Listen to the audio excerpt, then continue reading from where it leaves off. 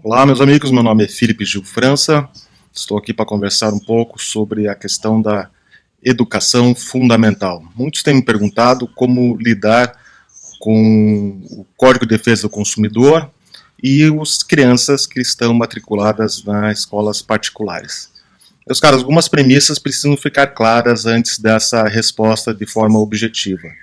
A criança, conforme a nossa Constituição, é o titular de direito que precisa ter prioridade absoluta em tudo que a gente faz, pelo menos no nosso país. A responsabilidade de uma instituição de ensino em prestar essa atividade, em oferecer esse serviço educacional, não se limita apenas em receber a criança dentro da escola e ali trilhar um programa psicopedagógico. A responsabilidade de acolhimento das crianças, pelo menos na minha perspectiva, que é uma leitura constitucional do nosso sistema, é de preparar o cidadão para o mundo, seja a criança matriculada na rede de ensino particular, seja a criança matriculada na rede de ensino público. A atividade de ensino no nosso país, ela tem uma característica híbrida, ela pode ser tanto prestada pelo Estado como pelo particular. Só que a regulação dessa atividade, ela ainda é determinada pelo Estado, ou seja, para uma escola funcionar, ela precisa de autorização do Estado, seja a União, o Estado ou o município, ela precisa seguir diretrizes públicas, ela precisa estar inserida dentro de um sistema regulatório que protege o próprio cidadão, e nessa condição, como eu falei para vocês, de prioridade absoluta que a criança possui, ela precisa ter uma especial atenção as crianças, aqui em especial eu digo aquelas que estão no ensino fundamental. Então, uma instituição de ensino, uma escola particular, que dentro desse contexto que nós estamos vivendo, ainda não sabe o que fazer com as crianças, ainda não possui uma atividade de acolhimento dessas crianças, seja ela qual for, seja utilizando a tecnologia que for, ela com certeza absoluta está em desformidade à regulação que determina suas obrigações de atuarem não só sob a perspectiva do consumidor, mas como instituição regulamentada pelo poder público para prestar o interesse público, para atender o interesse público de educação.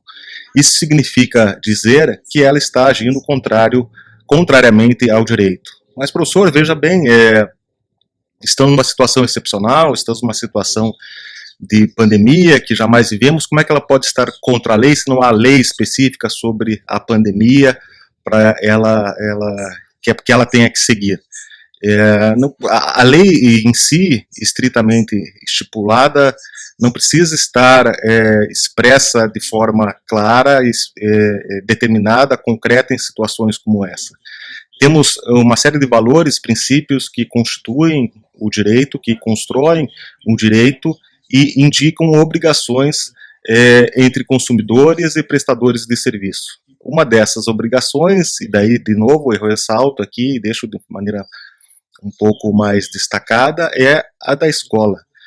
A escola não tem a opção de suspender simplesmente suas atividades e esperar o que vai acontecer para que depois as crianças voltem. Ela tem uma obrigação de estar ao lado dos pais, não só em razão de um compromisso contratual que foi assinado junto com esses pais.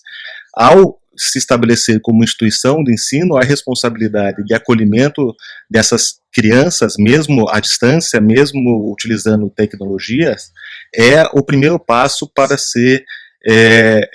não perder aquele vínculo de confiança que o próprio Estado concedeu para essa instituição de ensino, para que ela atenda esse interesse público educacional. Então, nós temos que, de fato, pensar se as nossas instituições de ensino, voltadas às crianças, à educação das crianças, acolheram essas crianças em razão dessa pandemia.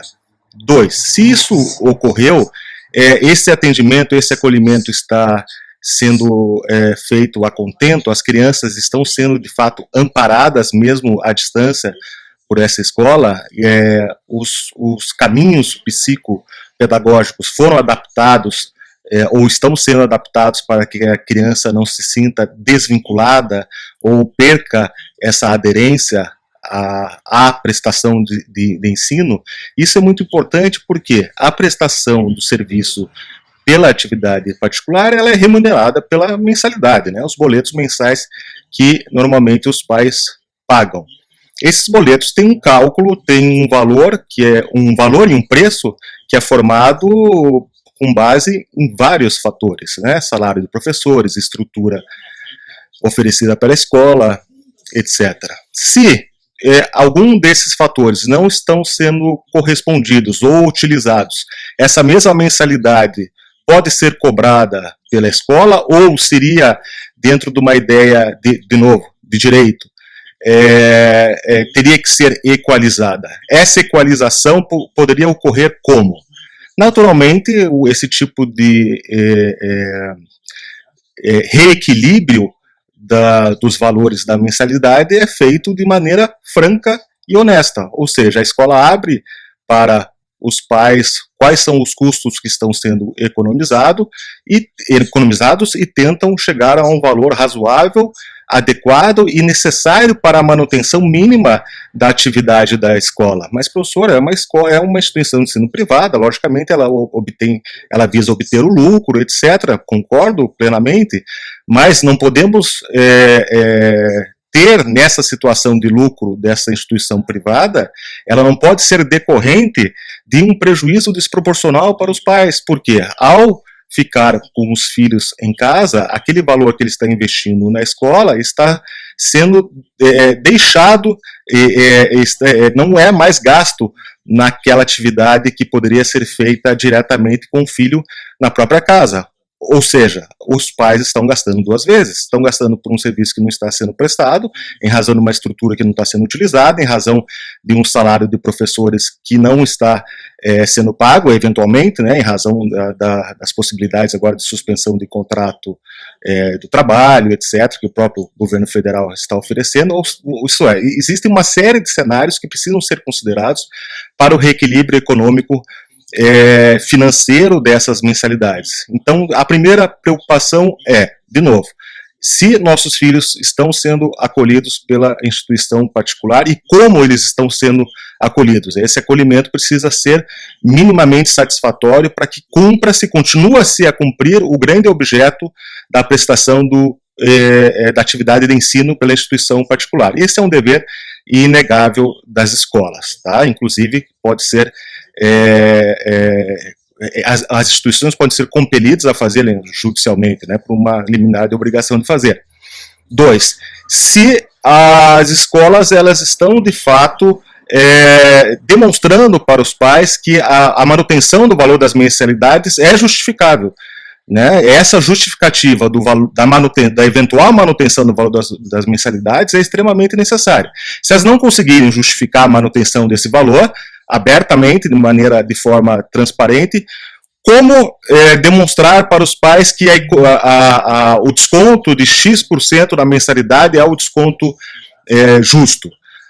E os pais, por outro lado, como eles podem cobrar, exigir, de certa forma, que a escola apresente esse desconto para que o equilíbrio econômico e financeiro dessa relação entre consumidor e instituição de ensino continue razoável, continue conforme os valores do direito. Esses são os dois primeiros pontos. O terceiro ponto é saber como vai ser, ou tentar, junto com a escola, imaginar como será o amanhã. Né, como esse tempo, de certa forma, perdido ou absorvido em outro lugar, senão na escola, poderá ser aproveitado. Muitas escolas estão querendo jogar lá para frente as atividades, ou seja, vamos ficar de recesso por um mês e lá em janeiro a criança recupera essa atividade. Meus caros, nós não estamos falando de universitários, né? Muitos exemplos já aconteceram no nosso país, em que, em razão de greves de universidades públicas, a atividade foi jogada lá para um outro período, um outro período letivo, muitas vezes nas férias, para que fossem compensadas. As crianças, elas têm um momento de desenvolvimento diferente do que os adultos. Isso é algo sabido. Elas precisam continuamente estarem se sentindo estimuladas para determinadas atividades que vão levá-las a outras atividades e assim vão trazendo a alfabetização, vão trazendo o aprendizado de ciências, de línguas, etc. Se nós tivermos uma ruptura de um tempo muito grande dessas atividades, para nós voltarmos a recuperar isso nas crianças, certamente não vai ser dessa forma, emendando lá na frente e talvez trazendo novos problemas em razão de empurrar o problema para frente. Então, um terceiro ponto aqui, penso, a ser considerado, é que essa ideia de compensar o tempo, entre aspas, perdido aqui lá para frente, deve ser a última ratio, a última possibilidade a ser buscada entre os pais e os professores.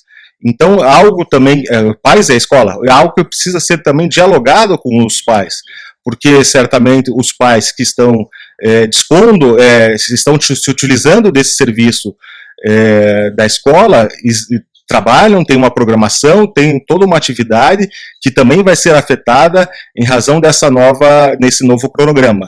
Mas, professor, todos serão afetados em razão da pandemia, porque está tudo fechado, tudo alterado, sem dúvida.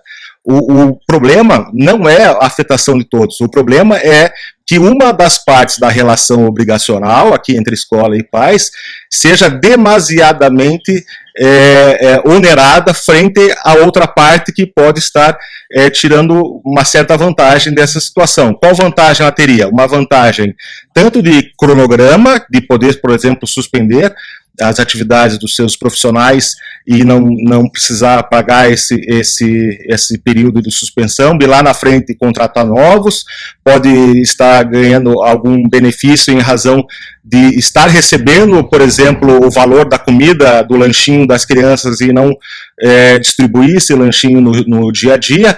Ou seja, meus caros, existe todo um universo que precisa ser aberto e dialogado com os pais para se medir se o ônus e o bônus dessa relação continua em equilíbrio. A proporcionalidade, a sustentabilidade da relação desse contrato, que tem como objeto principal o acolhimento da criança, precisa ser priorizado.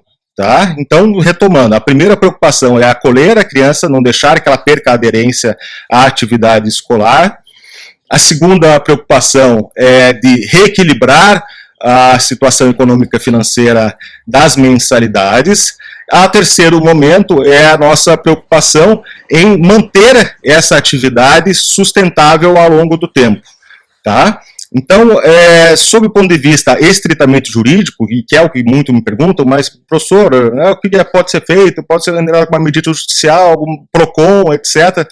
Temos aqui no Paraná um PROCON de extrema eficiência, né? A Cláudia Silvano é a nossa grande capitã do PROCON e indica realmente essa possibilidade, tem todos os canais abertos para se dialogar, né, com as empresas que eventualmente estejam prejudicando o consumidor.